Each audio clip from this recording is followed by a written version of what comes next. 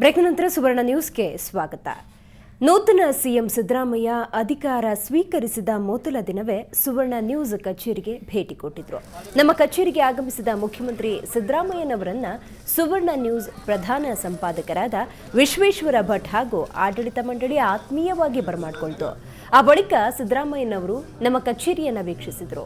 ಇದಾದ ನಂತರ ಅವರಿಗೆ ಮೈಸೂರು ಪೇಟ ತುಡಿಸಿ ಪುಷ್ಪಗುಚ್ಛ ನೀಡಿ ಸನ್ಮಾನಿಸಲಾಯಿತು.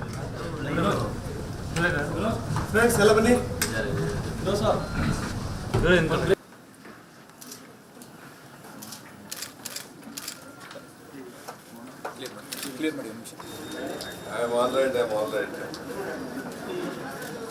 Thank you. Okay, thank you.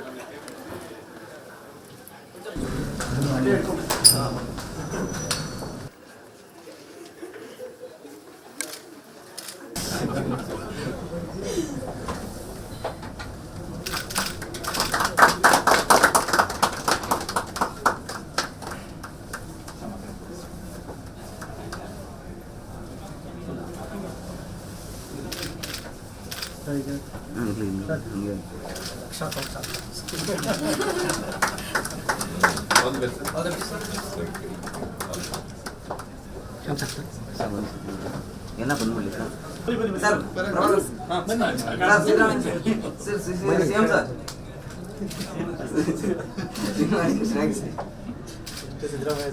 CM sir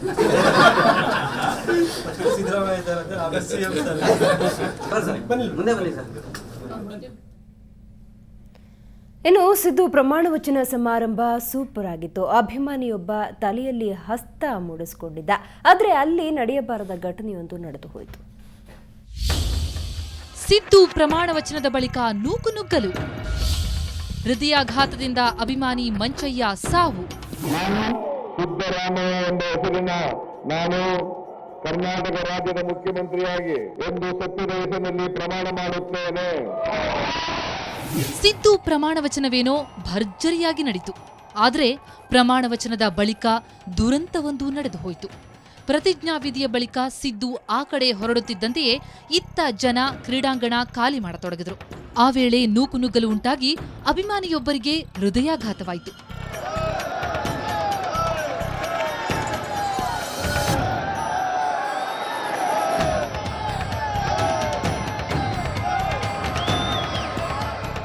ಬೆಂಗಳೂರಿನ ವೈಟ್ಫೀಲ್ಡ್ ನಿವಾಸಿ ಮಂಚಯ್ಯ ಮೃತಪಟ್ಟ ದುರ್ದೈವಿ. ಈತ ಡಿ4 ಸಂಸ್ಥೆಯಲ್ಲಿ ಸೆಕ್ಯೂರಿಟಿ ಗಾರ್ಡ್ ಆಗಿ ಕಾರ್ಯನಿರ್ವಹಿಸ್ತಾ ಇದ್ರು ಎನ್ನಲಾಗಿದೆ. ಕಾರ್ಯಕ್ರಮ ಮುಗಿಸಿ ವಾಪಸ್ಸಾಗುವಾಗ ಹೃದಯಾಘಾತವಾಯಿತು. ಕೂಡಲೇ ಮಲ್ಯ ಆಸ್ಪತ್ರೆಗೆ ದಾಖಲಿಸಲಾಯಿತಾದರೂ ಅಷ್ಟರಲ್ಲೇ ಆತ ಸಾವನ್ನಪ್ಪಿದ್ದ.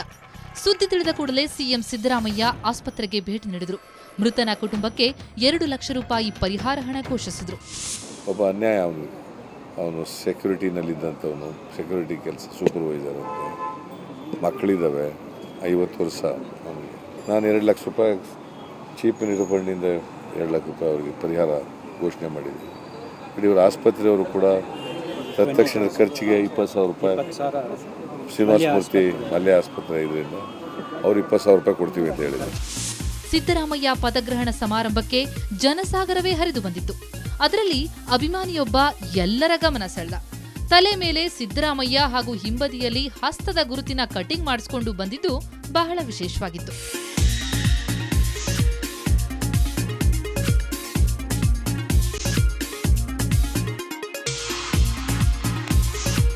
ನೂತನ ಸಿಎಂ ಪ್ರಮಾಣ ವಚನಕ್ಕೆ ನಾಡಿನ ವಿವಿಧೆಡೆಯಿಂದ ಸಹಸ್ರಾರು ಸಂಖ್ಯೆಯಲ್ಲಿ ಜನ ಆಗಮಿಸಿದ್ರು.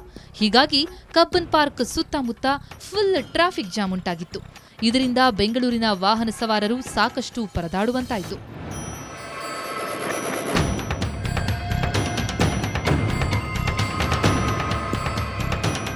ಇನ್ನು ಸಮಾರಂಭಕ್ಕೆ ಬಂದವರೆಲ್ಲ ಕಬ್ಬನ್ ಪಾರ್ಕ್ನಲ್ಲಿ ತಿಂಡಿ, ಚಹಾ, ಕಾಫಿ ಕುಡಿದು ಸಿಕ್ಕಾಪಟ್ಟೆ ಗಲೀಜು ಮಾಡಿದ್ರು.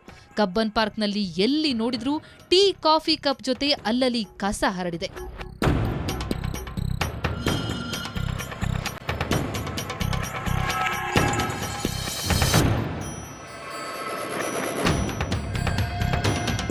ಒಟ್ಟಾರೆ ಸಮಾರಂಭವೇನೋ ಕಲರ್ಫುಲ್ ಆಗಿ ನಡೆಯಿತು. ಆದರೆ ಸಮಾರಂಭಕ್ಕೆ ಬಂದ ಅಭಿಮಾನಿ ಸಾವನ್ನಪ್ಪಿದ್ದು ಮಾತ್ರ ದುರಂತವೇ ಸರಿ. ಬೆಂಗಳೂರಿನಿಂದ ಅರವಿಂದ್ ಬಿರಾದ ಜೊತೆ ಧರಣೇಶ್ ಮತ್ತು ಅಂಚನ್ ಗೀತಾ, ಸುವರ್ಣ ನ್ಯೂಸ್. ಮತ್ತಷ್ಟು ಸುದ್ದಿ ನೋಡೋಣ ಬ್ರೇಕ್ನ ನಂತರ.